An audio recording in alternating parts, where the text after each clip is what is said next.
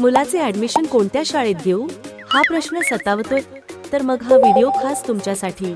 राष्ट्रीय दर्जाचा सीबीएसई अभ्यासक्रम इयत्ता पहिलीपासूनच जिल्हा परिषदेच्या शाळेत सर्वांना मोफत शिकायला मिळणार आहे. येथील शाळेत उच्च शिक्षित, अनुभवी व समर्पित शिक्षक आहेत जे आपल्या मुलांच्या उज्ज्वल भविष्याचा पाया भक्कम करण्याचं काम करतील. या शाळेत घेत असलेल्या स्पर्धा परीक्षा, क्रीडा स्पर्धा व स्नेहसंमेलन यामुळे विद्यार्थ्यांचा सर्वांगीण विकास होणार आहे.